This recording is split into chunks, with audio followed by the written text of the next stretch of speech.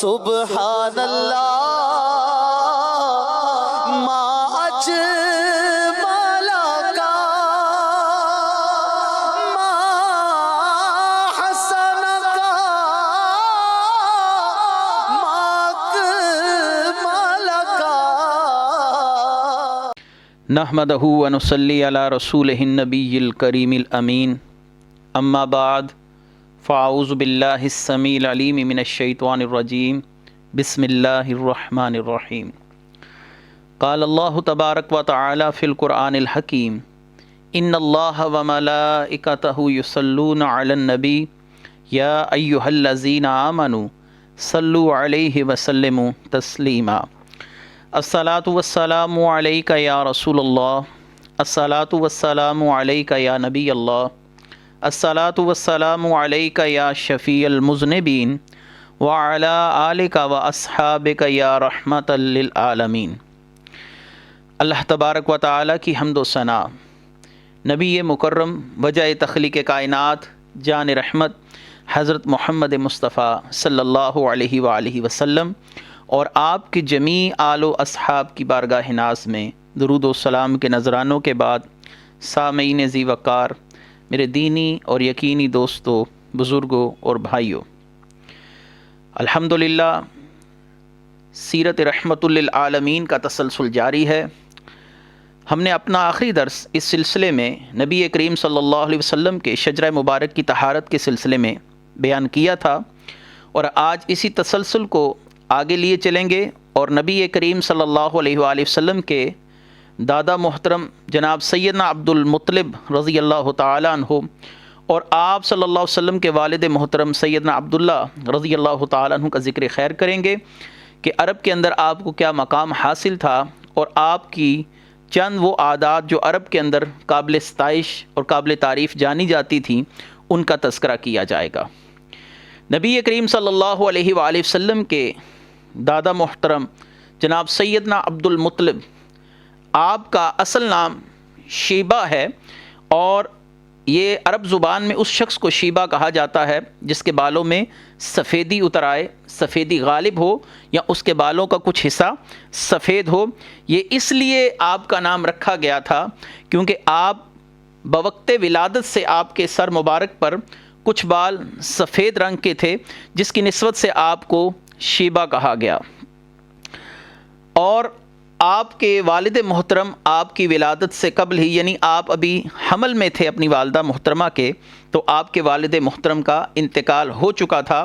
پھر آپ کے چچا آپ کو مکہ شریف میں آپ کے ننیال سے لے کر آئے، جو کہ مدینہ تھا۔ ننیال یعنی آپ کی والدہ اور والدہ کا تمام خاندان مدینہ شریف کا رہنے والا تھا،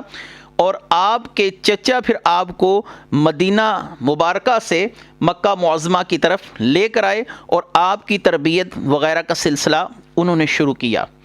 آپ کے چچا کا نام مطلب بتایا جاتا ہے، چونکہ آپ ان کی کفالت میں رہے تو اس نسبت سے بعض لوگوں نے آپ کو عبد المطلب کہا،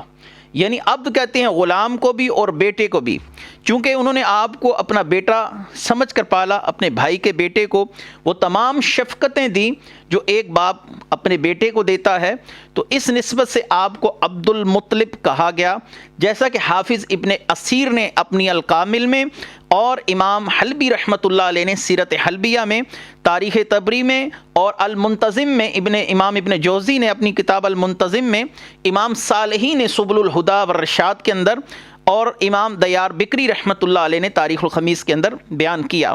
یہ میں نے تمام کی تمام کتابوں کا ایک خلاصہ آپ کے سامنے بیان کیا۔ ظاہری سی بات ہے کہ اتنی تفصیل اور ہر سطر کو پڑھ کر بتانا اتنے سے وقت کے اندر ممکن نہیں ہوتا، تو یہ تمام گفتگو کا خلاصہ میں نے آپ کے سامنے عرض کیا کہ آپ کو آپ کے چچا نے مکہ شریف میں لا کر آپ کی کفالت کی ذمہ داری سنبھالی، اور آپ کو ایک بیٹے کی طرح پالا، اور آپ پر بہت شفقتیں رکھیں۔ آپ کے چچا مطلب نے آپ کے والد کی جتنی بھی جائیداد تھی وہ سب کی سب آپ کو دے دی، اور آپ کے والد یعنی نبی کریم صلی اللہ علیہ وسلم کے پردادا یعنی ہاشم یہ سرداران مکہ میں سے تھے، لہٰذا ان کی وفات کے بعد جب آپ کامل طریقے سے بالغ ہو گئے، جوان ہو گئے، تو آپ کے چچا نے یہ ذمہ داری، سرداری کی ذمہ داری پھر آپ کے کندھوں پر ڈال دی، اور آپ عرب کے ایک بہت ہی ذہین اور فتین اور بڑے ہی مدبر اور سمجھدار سردار بن کر مکہ کے اندر ابھرے۔ اس کا یہاں سے اندازہ لگایا جا سکتا ہے کہ تمام کے تمام سرداران مکہ جتنے بھی تھے، وہ کوئی بھی فیصلہ اگر کروانا چاہتے تو وہ آپ کی بارگاہ میں حاضر ہوتے، آپ کے فیصلوں کو حجت سمجھا جاتا، اور نبی کریم صلی اللہ علیہ وآلہ وسلم کا نور مقدس چونکہ آپ میں سرائیت کیے ہوئے تھا، اس نور مقدس کی برکت سے آپ کی پیشانی پر اکثر ایک عجیب قسم کی روشنی ظاہر ہوتی، آپ کے وجود اقدس سے خوشبو آتی، اور امام قسطلانی رحمۃ اللہ علیہ نے نبی کریم صلی اللہ علیہ وسلم کے وجود مقدس کی جو برکت آپ کے دادا محترم کو پہنچی، اس کو اپنے الفاظ میں کچھ یوں ادا کیا: وَقَانَ عَبْدُ الْمُطَّلِبِ یفوہ منہ رائحۃ المسک الازفر وکان نور رسول اللہ صلی اللہ علیہ وسلم یضیء فی غرتہ وکانت قریش اذا اصابها قحط شدید فاخذ بید عبد المطلب فتخرج به الى جبل صبیر فیتقربون به الى اللہ ویسألونه ان تحیہم الغیث وکان یغیثہم ببرکت نور رسول اللہ صلی اللہ علیہ وسلم غیثا عظیما۔ امام قسطلانی رحمۃ اللہ علیہ اور پھر امام زرقانی رحمۃ اللہ علیہ شرح مواہب الدنیا قسطلانی میں فرماتے ہیں کہ آپ کے جسم اقدس سے، یعنی نبی کریم صلی اللہ علیہ وسلم کے دادا محترم کے جسم اقدس سے نور مصطفیٰ صلی اللہ علیہ وسلم کی برکت سے خالص کستوری کی خوشبو آتی تھی، اور رسول اللہ صلی اللہ علیہ وسلم کا نور اقدس آپ کی پیشانی میں چمکتا تھا۔ قریش سخت قحط سالی کے عالم میں آپ کا ہاتھ پکڑ کر کوہ صبیر پر آپ کو لے جاتے، ایک بلند پہاڑ کے اوپر آپ کو لے کر جاتے، اور آپ کے ذریعے سے اللہ کا تقرب چاہتے، اللہ کی بارگاہ میں آپ کو وسیلہ بناتے، اور آپ کے وسیلے سے دعا کرتے، تو اللہ تعالیٰ ان کی فریاد رسی فرماتا، اور اللہ تعالیٰ آپ کے دادا محترم کے وسیلہ جلیلہ سے اور نبی کریم صلی اللہ علیہ وسلم کے نور کی برکت سے، بے برکت نور رسول اللہ صلی اللہ علیہ وسلم غیثا عظیما، عظیم باران رحمت سے ان کو نوازتا۔ نبی کریم صلی اللہ علیہ وسلم کے وسیلہ جلیلہ سے اللہ تبارک و تعالی، یہ کوئی پہلا معاملہ نہیں، اس پر تو قرآن کریم نے بھی شہادت دی ہے، قرآن کریم میں بھی یہ آیت مبارکہ موجود ہے کہ یہودی نبی کریم صلی اللہ علیہ وسلم کے وسیلہ جلیلہ سے اللہ سے فتح مانگتے تھے تو اللہ تعالیٰ ان کو فتح عطا فرماتے تھے، اور یہاں پر نبی کریم صلی اللہ علیہ وسلم کے وسیلہ جلیلہ سے بارش طلب کی جاتی تھی، اور آپ کی برکت سے اللہ تبارک و تعالیٰ بارش کا نزول فرماتا تھا۔ اسی نور محمدی کی برکت تھی کہ آپ یعنی نبی کریم صلی اللہ علیہ وسلم کے دادا محترم عبد المطلب کو سید القریش، یعنی قریشیوں میں سردار، آقا اور اشرف القریش کہہ کر پکارا جاتا تھا۔ معتبر لفظ، معتبر عزت کے سیغوں کے ساتھ آپ کو پکارا جاتا تھا۔ بڑے بڑے لوگ آپ کے چہرہ اقدس کو دیکھ کر ہیبت میں آ جاتے، اور ان کی زبانیں گنگ ہو جاتی، وہ آپ کے سامنے کلام کرنے پر قادر نہ ہوتے۔ اسی اثناء کا واقعہ، انہی ایام کا واقعہ ہے کہ نجاشی کی طرف سے یمن کا جو گورنر تھا ابرہا بن صباح، یہ عیسائی تھا، اور اس نے موسم حج میں لوگوں کو جب حج کے لیے انتہائی اہتمام کے ساتھ بیت اللہ کی طرف رخت سفر باندھے ہوئے دیکھا کہ لوگوں کے قافلے مکہ شریف کی طرف اور بیت اللہ شریف کی زیارت کے قصد سے اور حج کے قصد سے سفر کر رہے ہیں، تو اس نے اپنے مشیروں سے پوچھا یہ لوگ کہاں جا رہے ہیں؟ تو اس کے مشیروں نے اس کو بتایا کہ مکہ میں بیت اللہ کا حج کرنے کے لیے یہ لوگ جا رہے ہیں۔ تو پھر اس نے پوچھا کہ بیت اللہ کیا ہے؟ تو لوگوں نے اسے بتایا کہ وہ پتھروں کی ایک عظیم عمارت ہے جس کا وہاں پر جا کر طواف کیا جاتا ہے، گویا وہ مسلمانوں کے ہاں شان و شوکت رکھنے والی عمارت، یعنی بیت اللہ اس سے پہلے جب نبی کریم صلی اللہ علیہ وسلم کی ابھی بعثت نہیں ہوئی تھی، اس سے پہلے بھی لوگوں کے اندر معلوم و معروف تھا، اس کا طواف کیا جا رہا تھا۔ تو اس نے بھی شہر صنعا، یہ ایک عیسائیوں کے زیر تسلط ایک شہر تھا، اس کے اندر اس نے ایک بہت عظیم گرجا بنوایا، اور اس کا ذہن یہ تھا کہ میں بیت اللہ کی شان و شوکت کو کم کروں گا اور لوگوں کو اسی گرجے کی طرف راغب کیا جائے گا تاکہ وہ بیت اللہ کا طواف چھوڑ کر اس گرجے میں آ کر اپنی دینی رسومات پوری کریں، اور دوسرا اس کے ذہن میں یہ تھا تاکہ ان لوگوں کو دین عیسائیت میں داخل کیا جا سکے۔ اس نے بہت ہی اہتمام کے ساتھ قیمتی پتھروں کے ساتھ ایک بہت بڑا گرجا تیار کیا، اور اس میں سونے چاندی اور ہیرے جواہرات سے بعض مقامات کو مزین بھی کیا گیا، اور اس کے ارد و گرد طرح طرح کے انواع و اقسام کے پودے لگوا دیے گئے جو اس کے حسن کو چار چاند لگا رہے تھے۔ نجاشی کو خط بھی لکھا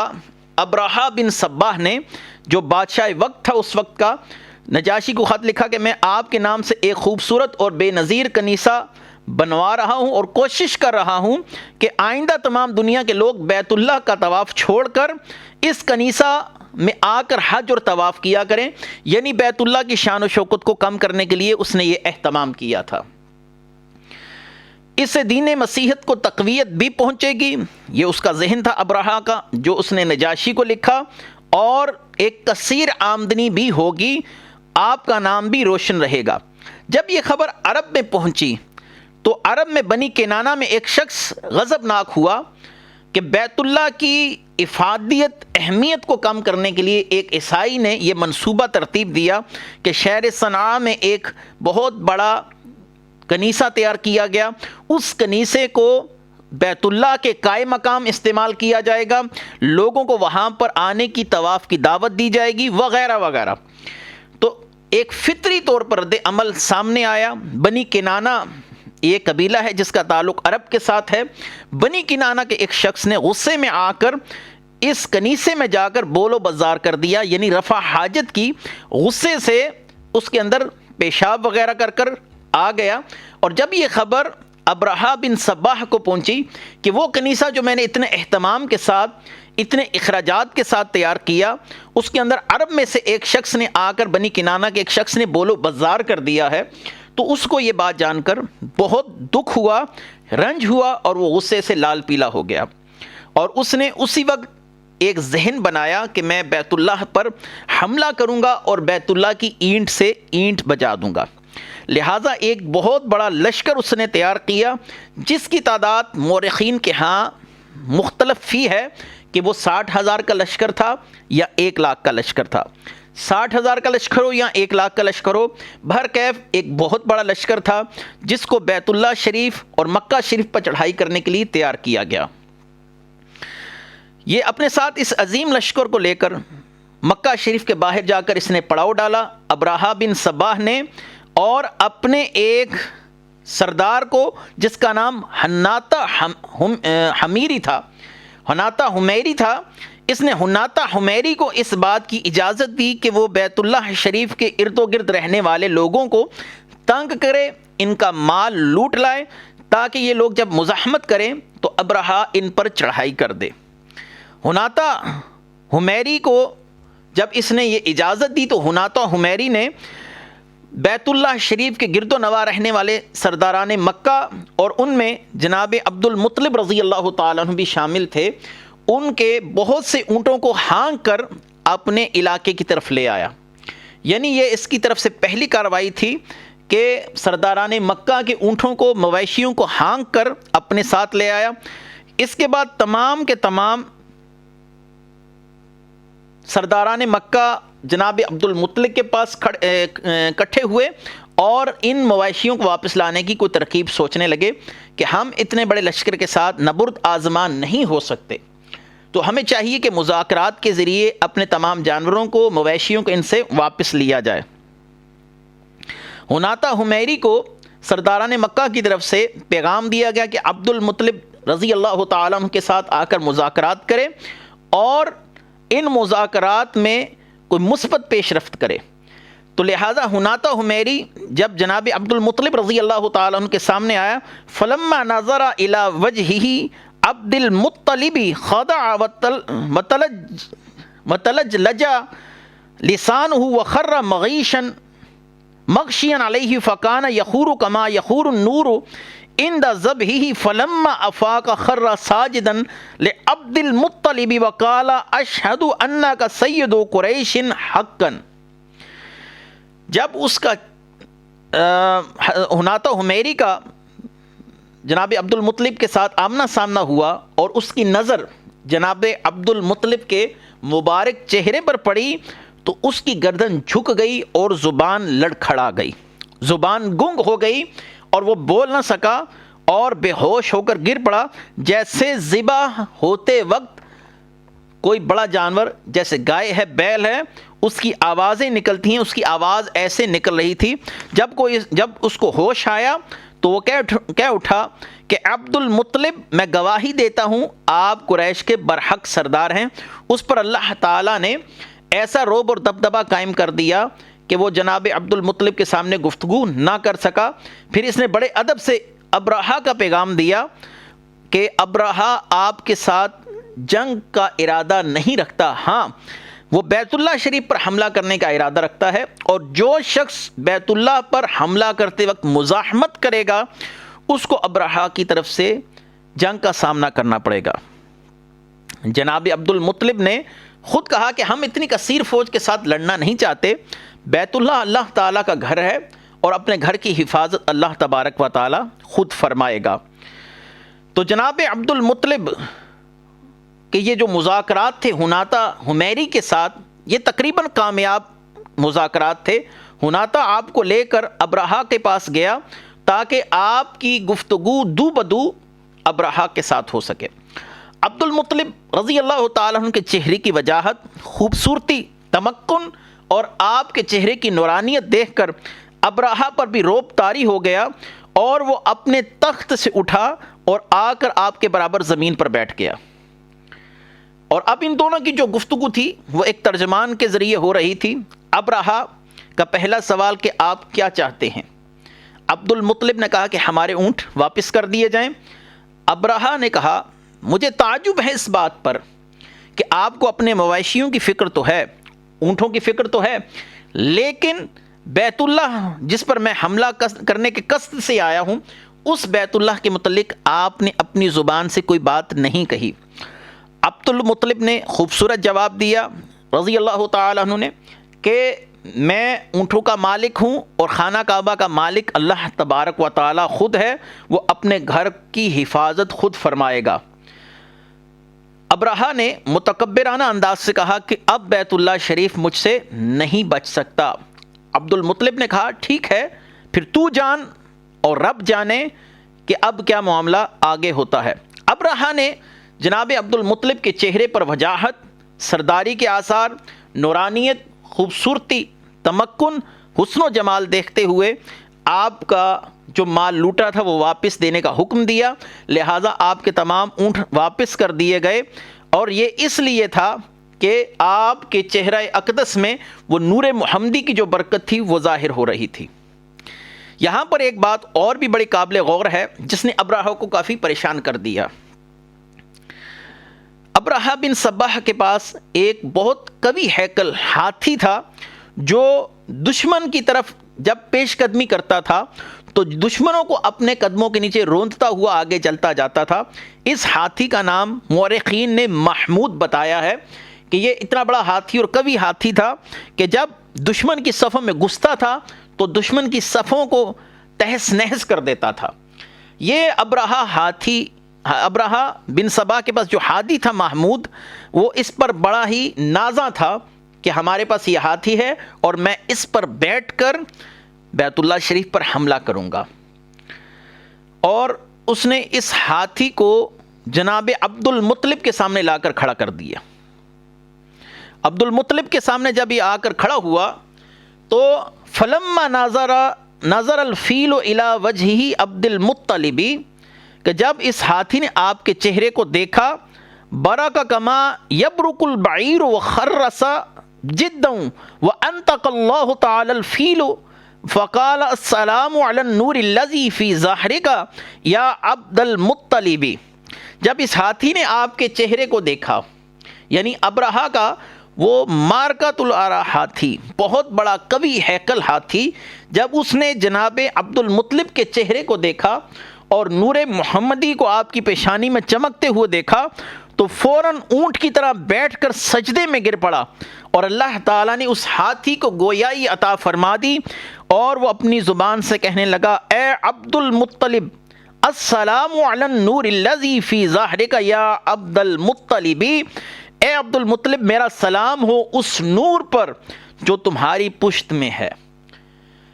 اس ہاتھی کو اللہ تبارک و تعالی نے شعور دیا، ادراک دے دیا، اس نے اپنی زبان سے نبی کریم صلی اللہ علیہ وآلہ وسلم کا ذکر بھی کیا اور آپ پر سلام بھی بھیجا۔ یہ تمام معاملہ دیکھ کر ابرہہ پریشان ہو گیا۔ بہرکیف بوقت جنگ اس ہاتھی کو اٹھانے کے لیے، اس کو استعمال کرنے کے لیے بہت کاوش کی گئی، لیکن یہ ہاتھی ٹس سے مس نہ ہوا اور بیت اللہ شریف پر حملہ کرنے میں یہ ہاتھی شامل نہ ہوا، کیونکہ اللہ تبارک و تعالیٰ کے محبوب صلی اللہ علیہ وآلہ وسلم کے نور کو اس نے دیکھ بھی لیا تھا، پہچان لیا تھا۔ آپ صلی اللہ علیہ وآلہ وسلم نے فرمایا، ارسلت الی الخلق کافہ، میں اللہ کی ساری مخلوق کا نبی ہوں۔ آپ صلی اللہ علیہ وسلم کی معرفت اللہ تعالیٰ نے تمام جن و انس، نباتات، جمادات، حیوانات، ہر جنس کو آپ صلی اللہ علیہ وسلم کی معرفت اللہ تعالیٰ نے عطا کی ہے۔ یہاں پر میں ایک حدیث مبارکہ اس کو بھی پیش کرنا چاہوں گا۔ سیدنا سفینہ بن حارث رضی اللہ تعالی عنہ آپ فرماتے ہیں کہ میں ایک دفعہ رفع حاجت کے لیے ایک جنگل میں گیا، اور وہاں پر جب میں پہنچا تو میں نے ایک خونخوار شیر کو یک لخت اپنے سامنے کھڑے پایا، اور اس کو دیکھ کر میں حواس باختہ ہو گیا، پریشان ہو گیا۔ اس سے پہلے کہ وہ مجھ پر حملہ کرے تو حضرت سیدنا سفینہ رضی اللہ تعالی عنہ فرماتے ہیں کہ میں نے اس شیر کو کہا، انا مولا رسول اللہ صلی اللہ علیہ وسلم، میں نبی کریم صلی اللہ علیہ وسلم کا غلام ہوں۔ تو اس شہر نے جیسے ہی نبی کریم صلی اللہ علیہ وسلم کا نام مقدس سنا تو ادب کے ساتھ اپنے سر کو جھکا لیا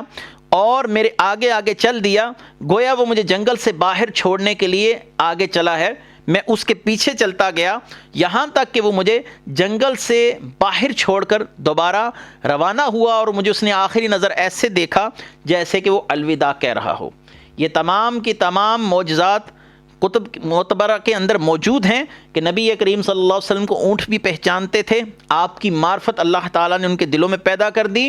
اور آپ کی معرفت اللہ تبارک و تعالیٰ نے ہر جاندار اور بے جان کے اندر پیدا کر دی۔ اس لیے رسول اللہ صلی اللہ علیہ وسلم نے فرمایا، یہ احد ہے، میں اس سے محبت کرتا ہوں اور یہ مجھ سے محبت کرتا ہے۔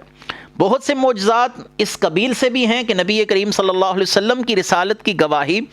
بے جان پتھروں نے دی، ایک خشک کٹے ہوئے تنے نے رسول اللہ صلی اللہ علیہ وسلم کی رسالت کی گواہی دی،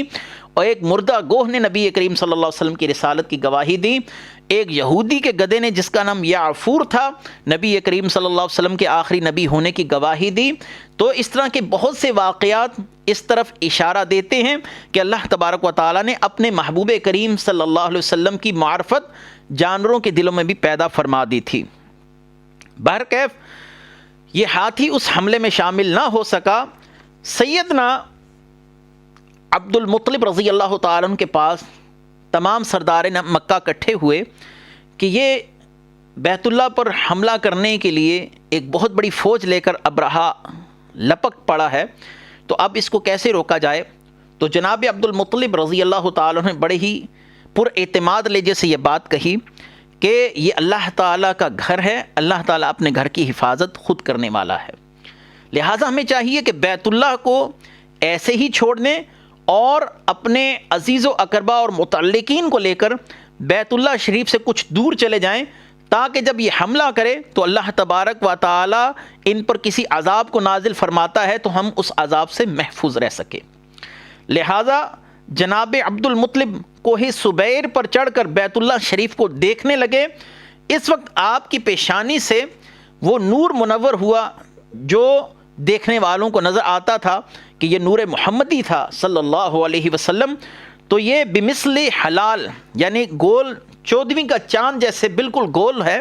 ایسے ہی آپ کی پیشانی پر یہ گولائی میں ظاہر ہوا اور اس سے روشنی نکل کر بیت اللہ شریف کے اوپر پڑی۔ عبد المطلب پکار اٹھے کہ یہ خدا کی قسم، یہ جو نور میری پیشانی سے چمکا ہے یہ فتح کی علامت ہے، یہ کامیابی کی علامت ہے، بے خوف ہو جاؤ، اللہ تعالی ہمیں غالب رکھے گا۔ دوسرے روز ابرہہ نے اپنے ناپاک مقصد کو پورا کرنے کے لیے بیت اللہ شریف پر حملہ کرنے کا حکم دے دیا، اور وہ ہاتھی جس نے جناب عبد المطلب رضی اللہ تعالیٰ عنہ کی پیشانی میں نور محمد صلی اللہ علیہ وسلم دیکھا تھا، جس کا نام محمود تھا، اس کو بہت کوشش کی گئی لیکن وہ اس حملے کا حصہ نہ بنا، اور اگر اس کا منہ شام یا کسی اور جگہ کی طرف چل کر اس کو ہانکا جاتا تھا تو وہ چل پڑتا تھا، لیکن جب اس کا چہرہ بیت اللہ شریف کی طرف کر کے اس کو چلانے کی کوشش کی جاتی تھی تو یہ ہاتھی ایک قدم نہیں اٹھاتا تھا۔ ہر چند کے اسے اٹھانے کی بہت کوشش کی گئی، سخت سے سخت ضربیں لگائی گئیں، لیکن وہ نہ اٹھا اور نہ ہی اس نے اس حملے میں کسی قسم کا حصہ لیا۔ جب یہ لشکر بیت اللہ شریف کی طرف چلا تو اللہ تعالیٰ نے سمندر کی طرف سے ابابیلوں کو، یعنی چڑیوں کی مانند ایک پرندہ ہے، ان کے لشکروں کو روانہ کیا جن کے پاس 3 پتھر تھے۔ ہر ابابیل کی چونچ میں ایک پتھر اور 2 پنجوں کے اندر، پاؤں کے اندر 2 پتھر تھے، یعنی 3 پتھر ہر ابابیل نے اٹھا رکھے تھے، اور ان ابابیلوں نے وہ پتھر اس پورے لشکر کے اوپر پھینکنا شروع کر دیے۔ اللہ تبارک و تعالی نے سورہ فیل، یہ 5 آیات کی صورت ہے، الم تر کیف فعل ربک باصحاب الفیل الم یجعل قیدہم فی تضلیل وارسل علیہم طیرا ابابیل ترمیہم بحجارۃ من سجیل فجعلہم کعصف معقول۔ اے محبوب صلی اللہ علیہ وسلم، کیا آپ نے نہ دیکھا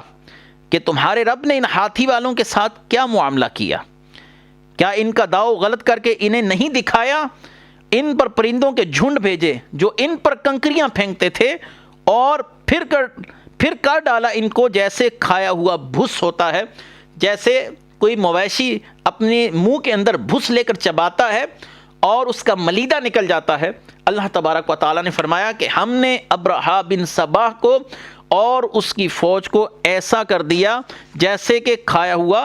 بھس ہوتا ہے، اور اللہ تعالیٰ نے اپنے گھر کی حفاظت فرمائی۔ یہاں پر یہ بات بھی بڑی ہی قابل غور ہے کہ جناب عبد المطلب موحد تھے، سخی تھے، فیاض تھے، ہر سال ماہ رمضان میں کوہ ہرا میں جا کر گوشہ نشینی اختیار کرتے اور اللہ کی عبادت کرتے، اور عرب کا جو معاشرہ اس وقت اخلاقی معاشرتی برائیوں کا ایک مرکز بن چکا تھا، اور اس کے اندر ظلم، بغاوت، چوری، عورت کے ساتھ ظلم، شراب پینا، بدکاری کرنا، بچیوں کو زندہ دفن کر دینا جیسے جتنے بھی معاملات تھے، جناب عبد المطلب سے ان معاملات میں کوئی بھی معاملہ ثابت نہیں ہے۔ ہم اگلے درس میں انشاءاللہ العزیز نبی کریم صلی اللہ علیہ وسلم کے والدین کریمین کے ایمان پر گفتگو کریں گے، اور اس پر امام جلال الدین سیوطی رحمۃ اللہ علیہ نے جو بہت ہی خوبصورت دلائل دیے، ان دلائل کو اختصار کے ساتھ پیش کریں گے۔ بہرکیف سیدنا عبد المطلب رضی اللہ تعالیٰ عنہ بھی ہر ایسے معاملے سے دور رہے جو کہ عرب کے ان ادوار کے اندر ہر شخص کے اندر پائے جاتے تھے، الا ماشاءاللہ جس کو اللہ تعالیٰ محفوظ رکھے۔ جناب عبد المطلب کے گھر اللہ تبارک و تعالیٰ نے 10 بیٹے دیے، اور اللہ تبارک و تعالیٰ نے آپ کو 6 بیٹیاں عطا فرمائیں۔ یہ مورخین کے ہاں اس تعداد میں اختلاف ہے، لیکن جو جمہور ہے اور جو غالب ہے اس میں یہی ہے کہ اللہ تبارک و تعالیٰ نے آپ کو 6 بیٹیاں صفیہ، برہ، عاتقہ، ام الحکیم، البیضہ، امیمہ، عروہ، یہ بیٹیاں دی تھیں۔ اس کے علاوہ اللہ تبارک و تعالیٰ نے آپ کو 10 بیٹوں سے نوازا تھا، جن کے نام ہیں حارث، زبیر، حجل، زرار، مقوم، ابو لہب، جناب سیدنا عباس رضی اللہ تعالیٰ عنہ جو مشہور صحابی بنے بعد میں، جناب سیدنا حمزہ رضی اللہ تعالیٰ عنہ، ابو طالب، اور نبی کریم صلی اللہ علیہ وسلم کے والد محترم جناب عبداللہ رضی اللہ تعالیٰ عنہ۔ یہاں پر ایک اور واقعہ جس کا تعلق براہ راست نبی کریم صلی اللہ علیہ وسلم کے والد محترم کے ساتھ ہے۔ اب یہاں پر اس واقعے کا ذکر کرنا بھی انتہائی ضروری ہے، جس کا تعلق براہ راست نبی کریم صلی اللہ علیہ وآلہ وسلم کے والد محترم جناب سیدنا عبداللہ رضی اللہ تعالیٰ عنہ کے ساتھ ہے۔ حضرت سیدنا عبد المطلب کو ایک خواب بیت اللہ شریف میں آپ تشریف فرما تھے اور آپ سوئے ہوئے تھے بیت اللہ شریف کے ساتھ ٹیک لگا کر، تو آپ کو خواب میں کسی کہنے والے نے یہ کہا، یعنی آپ کو آواز سنائی دی کہ طیبہ کو کھودو۔ طیبہ پاک جگہ کو کہتے ہیں، پاک جگہ کو کھودو۔ آپ اس خواب کی تعبیر سمجھ نہ سکے، یہ معنی کیا ہے، کس جگہ کو کھودنے کا حکم دیا جا رہا ہے۔ اور دوسرے دن جب آپ اسی مقام پر پھر تشریف فرما تھے تو آپ پر اونگ طاری ہوئی، اب آپ کو خواب میں کہا گیا کہ براہ کھودو۔ آپ کے لیے دوسرا اشارہ تھا، طیبہ کھودو، براہ کھودو۔ اب تیسرے دن پھر آپ کو وہی خواب پھر دکھایا گیا کہ آپ کو کوئی کہنے والا کہتا ہے کہ مدنونہ کھودو۔ یہ مدنونہ یہ عربی زبان کا لفظ ہے، ان کے معنی کو میں آگے چل کر بیان کروں گا کہ یہ کس طرف اشارہ تھا کہ مدنونہ کیا ہے۔ چوتھی صورتحال بھی ایسی ہی رہی کہ آپ کو خواب کے اندر پھر حکم دیا گیا کہ زمزم کھودو۔ تو آپ نے خواب میں پوچھا کہ وہ زمزم کیا ہے، زمزم کی حقیقت کیا ہے؟ تو کہنے والے نے کہا وہ ایک مبارک چشمہ ہے جو کبھی ختم نہ ہوگا، کبھی اس کی مذمت نہیں کی جائے گی، حاجیوں کے بڑے بڑے گروہ اس سے سیراب ہوں گے۔ وہ لید اور خون کے مابین اس جگہ پر ہے جہاں سیاہ کوا اپنی چونچ سے زمین کو رید رہا ہے، اس کے قریب ہی چونٹیوں کی بل ہے۔ یہ مقام اصاف اور نائلہ یعنی دو بت جو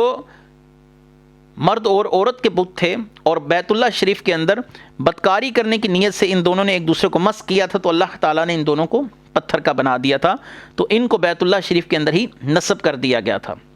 ان دونوں کے درمیان ایک جگہ ہے، اس جگہ کو کھودو۔ جناب عبد المطلب نے ایک نظر مانی کہ یہ جو خواب مجھے دکھایا گیا، اگر میں اس کی تعبیر پوری کرنے پر قادر ہوا تو میں اپنے بیٹوں میں سے ایک بیٹے کو قربان کروں گا، اللہ کی راہ میں ذبح کروں گا۔ یہ آپ نے نظر مان دی، اور اللہ تبارک و تعالیٰ نے آپ کی رہنمائی فرمائی، آپ کو وہ مقام بھی دکھایا گیا، تو آپ نے اپنے بڑے بیٹے حارث کو لے کر اس جگہ کو کھودنا شروع کیا۔ اور جو جگہ آپ کو خواب کے اندر واضح طور پر دکھائی گئی تھی، جب آپ نے اس جگہ کو کھودنا شروع کیا تو آپ کو اس جگہ سے پانی کے آثار ظاہر ہوئے۔ یہ وہی زمزم تھا جو سیدنا اسماعیل علیہ السلام کی ایڑیوں سے ظاہر ہوا تھا، اور قبیلہ بنو جرہم، یہ قبیلہ بنو جرہم کی چند بد اعتقادیوں کی وجہ سے، بد اعمالیوں کی وجہ سے اللہ تعالیٰ نے یہ چشمہ بند کر دیا تھا۔ اب دوبارہ سے اللہ تعالیٰ نے اس چشمے کو جاری فرمانا تھا، اور اس کام کے لیے جناب سیدنا عبد المطلب رضی اللہ تعالیٰ عنہ کا انتخاب کیا گیا۔ ان کو 4 دن لگاتار خواب میں اس کنویں کو کھودنے کے لیے اشارہ دیا گیا کہ پہلے کہا گیا طیبہ کھودو، طیبہ کے بعد کہا گیا کہ براہ کھودو، پھر کہا گیا کہ مدنونہ کھودو، اور اس کے بعد کہا گیا زمزم کھودو۔ تو آپ نے اس خواب کے بعد جو نظر مانی تھی کہ میں اپنے بیٹوں میں سے ایک بیٹے کو اللہ کی راہ میں قربان کروں گا، اگر یہ کام مجھ سے ہو گیا اور اس کی تعبیر میں پوری کر لوں تو اپنی اولاد میں سے، اپنے بیٹوں میں سے ایک بیٹے کو اللہ کی راہ میں قربان کروں گا۔ اب اس کے 4 نام لیے گئے۔ پہلا نام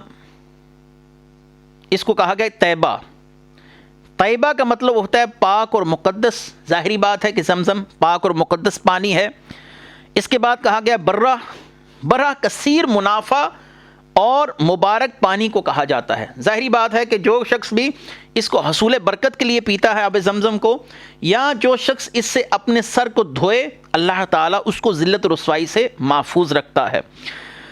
تو برہ کھودو، یہ برہ کا جو اشارہ تھا مبارک پانی، نبی کریم صلی اللہ علیہ وسلم نے فرمایا جس نے اس کو کسی مقصد کے لیے پیا، اس کو وہی مقصد اللہ تعالیٰ اس سے باہم پہنچائیں گے۔ یعنی آب زمزم پینے والا اس کو جس نیت سے پیے گا، اللہ تعالیٰ اس کی مراد کو پورا کریں گے۔ اور مدنونہ بھی کہا گیا کیونکہ اسے غیر مسلم کو دینے سے بخل سے کام لیا جاتا ہے. کسی چیز کو دینے میں بخل سے کام لیا جائے تو اس کے لیے لفظ مدنونہ بولا جاتا ہے کہ بخل سے کام لیا گیا اور منافق اس سے سیر نہیں ہو سکتا. نبی کریم صلی اللہ علیہ وسلم کی حدیث مبارکہ جس کو امام دارقطنی رحمۃ اللہ علیہ نے روایت کیا کہ جو آب زمزم پیے اسے چاہیے کہ وہ خوب سیر ہو کر پیے, پیٹ بھر کر پیے. ہمارے اور منافقین کے مابین فرق کرتا ہے کیونکہ منافقین اسے سیر ہو کر شکم سیر نہیں ہو سکتے, اسے پیٹ بھر کر نہیں پی سکتے. جناب عبد المطلب نے آب زمزم کے لیے جو جگہ ان کو مختص کی گئی تھی, خواب میں بتا دی گئی تھی, آپ نے اس کو کھودا وہاں سے تو پانی کے آثار ظاہر ہو گئے اور پانی وہاں سے جاری ہو گیا. اس کے بعد قریش مکہ وہ سب کے سب آپ کے گرد اکٹھے ہوئے اور انہوں نے بھی اپنا حق جتلایا کہ اس پانی پر ہمارا بھی حق ہے. یہاں تک کہ آپس میں بحث و مباحثہ کافی بڑھ گیا اور ان تمام سرداران مکہ نے جناب عبد المطلب کے ساتھ لڑائی کرنے کے لیے ٹھان لی کہ ہم ان کے ساتھ لڑ کر بھی اپنا حق لیں گے. تو یہاں پر ایک تجویز پیش کی گئی, آپس میں لڑائی کرنے سے بہتر ہے ہم کسی کو ثالث بنا کر کہ اس پانی پر حق کون رکھتا ہے, یہ کس کی زیر نگرانی رہے گا, اس کی حفاظت کا ذمہ دار کون ہوگا, حاجیوں کو اس میں سے پانی کون پلائے گا. اس مسئلے کو حل کرنے کے لیے سعد بن حزیم ایک قبیلہ تھا, اس کی کاہنہ کے پاس جا کر فیصلہ کروایا جائے کہ تمام کے تمام قریش اس بات کے دعوے دار ہیں کہ اس پانی پر ان کا بھی حق ہے. اس کے برعکس جناب عبد المطلب رضی اللہ تعالیٰ عنہ اس بات کے مدعی ہیں کہ کیونکہ خواب میں مجھے اشارہ دیا گیا اور اس خواب کی روشنی میں نے اس جگہ کو کھودا اور اللہ تعالیٰ نے پانی کو جاری کر دیا, لہٰذا یہ پانی کا تمام انتظامی امور کا معاملہ میرے ہاتھ میں رہنا چاہیے. سعد بن حزیم کی کاہنہ کی طرف جانے کا تمام کے تمام سرداران مکہ نے فیصلہ کر لیا کہ ہم سب مل کر اس کے پاس جائیں گے اور فیصلہ کروائیں گے کہ اس پانی کی نگرانی کا معاملہ کون سنبھالے گا. اب جب یہ تمام کے تمام سرداران مکہ اپنے اپنے وفود کو لے کر روانہ ہوئے تو راستے میں ایک ریگستان میں جناب عبد المطلب رضی اللہ تعالیٰ عنہ کے پاس پانی ختم ہو گیا اور پانی استعمال کے لیے بالکل نہ رہا, اب پانی پینے کے لیے بھی نہ رہا. جناب عبد المطلب اور آپ کے ساتھیوں نے دیگر سرداران مکہ اور ان کے وفود سے کچھ پانی طلب کیا کہ ہمیں پانی دیا جائے تاکہ ہم اپنی زندگیاں بچا سکیں اور سعد بن حزیم کی اس کاہنہ کے پاس جا کر اس بات کا فیصلہ کروا سکیں کہ اس پانی کی نگرانی کون کرے گا. وہ سرداران مکہ ویسے ہی حضرت جناب عبد المطلب سے ناراض تھے اور اس پانی پر حق جمانے کے لیے وہ ان کے ساتھ لڑنے کے لیے بھی آمادہ تھے. تو لہٰذا ان حالات میں سے کسی سردار نے بھی یا کسی سردار کے کسی متعلقہ فرد نے بھی آپ کو پانی دینا گوارا نہ کیا. اللہ تبارک و تعالیٰ نے جس جگہ پر جناب عبد المطلب کے اونٹ بیٹھے ہوئے تھے ان اونٹوں کے بیٹھنے کی جگہ سے پانی کے چشمے کو جاری فرما دیا. جناب عبد المطلب نے اس جگہ سے سیر ہو کر پانی خود بھی تناول فرمایا. استعمال کے لیے برتنوں کو بھر لیا گیا, مشکیزیں بھر لیے گئے اور آپ نے دیگر سرداران مکہ کو بھی دعوت دی کہ وہ بھی اس سے پانی استعمال کر سکتے ہیں. سرداران مکہ بیک زبان بولے, اے عبد المطلب ہم آپ کی امانت داری اور راست گوئی سے متاثر ہوئے, ہم اس پانی کی نگرانی کا معاملہ بھی آپ کے سپرد کرتے ہیں. لہٰذا زمزم جناب عبد المطلب رضی اللہ تعالیٰ عنہ کی زیر نگرانی آ گیا اور حاجیوں کو پانی پلانے کی ذمہ داری آپ کے پاس رہی. اس کے بعد یہ ذمہ داری جناب ابو طالب اور اس کے بعد یہ ذمہ داری حضرت عباس رضی اللہ تعالیٰ عنہ کے پاس آئی. یہ واقعہ تھا نگرانی زمزم کا. اب جناب عبد المطلب نے جو ایک نظر مان رکھی تھی کہ اللہ تبارک و تعالی اگر مجھے اس خواب کی تعبیر صحیح معنوں میں سمجھا دے کہ وہ تعبیر کیا ہے کہ برہ کھودو, طیبہ کھودو, مدنونہ کھودو, زمزم کھودو, تو میں اپنے ایک بیٹے کو قربان کروں گا. لہٰذا وہ وقت گزر گیا جب آپ نے پانی کے لیے جگہ کو کھودا, لوگ اس پانی سے استفادہ کرنے لگے. اب آپ اس نظر کو بھول گئے, آپ کے ذہن میں یہ بات نہ رہی. ایک دن جب آپ سوئے ہوئے تھے تو آپ کو خواب کے اندر حکم دیا گیا کہ اللہ کی راہ میں قربانی دیجیے. لہٰذا عبد المطلب نے اٹھ کر مینڈا اللہ کی راہ میں قربان کیا، لیکن پھر آپ کو ایک خواب دکھایا گیا، اس خواب میں کہنے والا آپ کو کہہ رہا تھا کہ اس سے بڑی قربانی اللہ کی راہ میں دو، تو لہٰذا آپ نے ایک گائے یا بیل کی قربانی اللہ کی راہ میں دی، لیکن تیسرے دن پھر بدستور ایسا ہی خواب آپ کو دکھایا گیا کہ اللہ کی راہ میں اس سے بڑی قربانی دو، آپ نے اونٹ اللہ کی راہ میں قربان کر دیا، لیکن یہ خواب بدستور آپ کو نظر آ رہے تھے کہ آپ سے قربانی کا تقاضا کیا جا رہا ہے کہ اپنی نظر کو پورا کیجئے، اپنی نظر کو پورا کیجئے۔ اب چوتھے دن خواب میں آپ کو واضح طور پر اس بات کا اشارہ دے دیا گیا کہ اپنے بیٹوں میں سے ایک بیٹے کو قربان کیجئے جیسا کہ آپ نے نظر مانی تھی۔ آپ جب بیدار ہوئے تو انتہائی پریشان تھے کہ میرے بیٹوں میں سے کون اللہ کی راہ میں قربان ہونے کے لیے تیار ہوگا۔ آپ نے اپنے تمام کے تمام بیٹوں کو ایک جگہ پر یکجا کیا اور ان تمام کے سامنے اس منت کا ذکر کیا کہ میں نے منت مانی تھی، نظر مانی تھی کہ میں تم میں سے ایک کو اللہ کی راہ میں قربان کروں گا۔ اب تمام کے تمام بیٹے اس بات پر آمادہ ہو گئے کہ ہم اللہ کی راہ میں قربانی دینے کے لیے تیار ہیں، لیکن اب انتخاب کیسے اور کیوں کر کیا جائے، اس کے لیے سب کے نام کا قرعہ ڈالا گیا، تو جناب عبداللہ رضی اللہ تعالیٰ عنہ کا نام نکلا۔ چونکہ آپ بھائیوں میں سب سے چھوٹے بھی تھے، سب سے حسین و جمیل اور اپنے والد کے محبوب بیٹے بھی تھے، لہٰذا تمام بھائیوں نے اپنے والد محترم سے عرض کی، اے والد محترم، آپ ہم میں سے کسی ایک بھائی کی قربانی لے لیجئے، اس چھوٹے بھائی کو چھوڑ دیجئے، اس کی زندگی کے ایام ہی ابھی کتنے گزرے ہیں، یہ ہم میں سب سے چھوٹا ہے، آپ کا محبوب بیٹا ہے۔ لہٰذا دوبارہ قرعہ اندازی کی گئی تو اللہ کی طرف سے جناب عبداللہ رضی اللہ تعالیٰ عنہ ہی کا نام نکلا۔ 3 بار قرعہ اندازی کی گئی، تینوں بار جناب عبداللہ رضی اللہ تعالیٰ عنہ کا نام نکلا۔ اب بھائیوں نے اور جناب عبد المطلب رضی اللہ تعالیٰ عنہ کے درمیان ایک گفتگو ہوئی کہ ہم یہ چاہتے ہیں کہ کسی طریقے سے عبداللہ رضی اللہ تعالیٰ عنہ کا معاملہ یہ موقوف ہو جائے، یہ رک جائے، اللہ تبارک و تعالیٰ اس کے علاوہ کسی اور کی قربانی لے لیں۔ اس کے لیے ہم ایک ایسی کاہنہ عورت کے پاس جا کر مشاورت کرتے ہیں جو آسمانی کتابوں کو بھی جاننے والی ہے، اور یہ اس کاہنہ عورت کا تعلق خیبر سے بتایا جاتا ہے۔ یہ یہودیہ کوئی عورت تھی جو کاہنہ تھی، آسمانی کتابوں کو جاننے والی تھی اور آسمانی علوم پر دسترس رکھتی تھی، یعنی ان کو جاننے والی تھی۔ تو اس کاہنہ عورت کے پاس یہ تمام کے تمام حضرات پہنچے اور ساری صورتحال اس کے سامنے پیش کی کہ میرے والد محترم نے، ہمارے والد محترم نے ایک نظر مانی تھی کہ میں اپنے ایک بیٹے کو قربان کروں گا۔ اب صورتحال یہ ہے کہ 3 بار جناب عبداللہ رضی اللہ تعالیٰ عنہ کا نام نکلا ہے۔ اس کاہنہ عورت نے پوچھا کہ جب تم میں کوئی شخص کسی شخص کو قتل کر دے تو اس شخص کی دیت کیا مقرر کی جاتی ہے؟ بتایا گیا عرب میں رواج ہے کہ یہ 10 اونٹ جو ہے یہ دیت، کوئی شخص کسی شخص کو قتل کرے تو اس کے بدلے اس کے اہل خاندان کو، اہل و عیال کو 10 اونٹ دینے کا پابند ہوتا ہے۔ اس عورت نے کہا پھر ایک تجویز ہے، وہ یہ ہے کہ جناب عبداللہ کا نام 10 اونٹوں کے ساتھ قرعے میں ڈالا جائے اور پھر قرعہ ڈال کر دیکھا جائے کس کا نام نکلتا ہے۔ اگر 10 اونٹ نکلیں تو 10 اونٹوں کو قربان کر دیا جائے، اگر جناب عبداللہ کا نام نکلے تو اونٹوں کی تعداد بڑھا کر پھر دوبارہ سے قرعہ ڈالا جائے۔ تو اب 10 اونٹ اور جناب عبداللہ رضی اللہ تعالیٰ عنہ کے نام کا قرعہ ڈالا گیا تو جناب عبداللہ رضی اللہ تعالیٰ عنہ کے نام کا قرعہ نکلا۔ بھائیوں نے اونٹوں کی تعداد میں اضافہ کیا، 20 اونٹ اور جناب عبداللہ رضی اللہ تعالیٰ عنہ کے نام کا قرعہ ڈالا گیا، تو اب بھی جناب عبداللہ رضی اللہ تعالیٰ عنہ کا نام نکلا۔ 20 اونٹ، پھر 30 اونٹوں کا قرعہ ڈالا گیا، 40 اونٹ، 50 اونٹ، 60 اونٹ،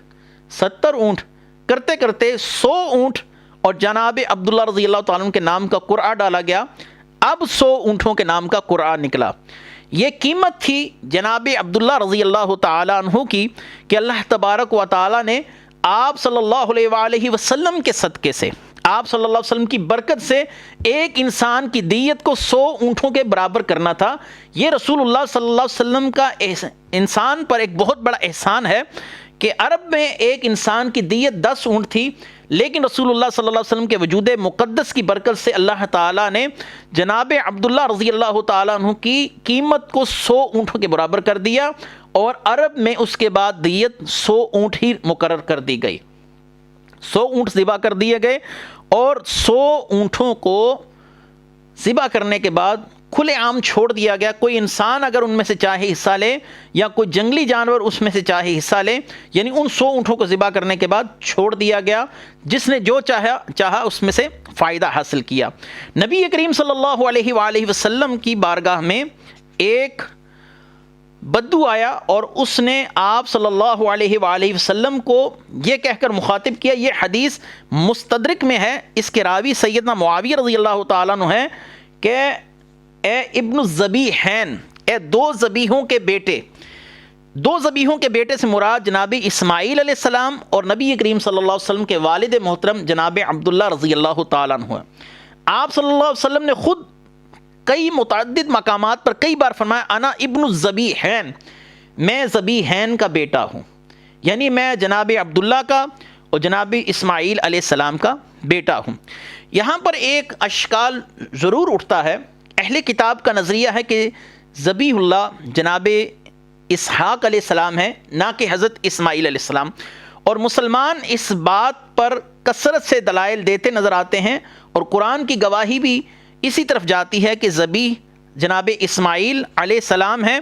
اس کا ایک ہی ثبوت میں قرآن کریم سے دوں، سورہ صافات میں اللہ تبارک و تعالیٰ نے حضرت اسماعیل علیہ السلام کے لیے فرمایا فَبَشَّرْنَاهُ بِغُلَامٍ حَلِيمٍ، ہم آپ کو حلم والے بیٹے کی خوشخبری سناتے ہیں۔ ظاہری بات ہے قربانی کا تعلق صبر اور حلم کے ساتھ ہی ہے، اور یہ وصف اللہ تعالیٰ نے حضرت اسماعیل علیہ السلام کا بیان کیا۔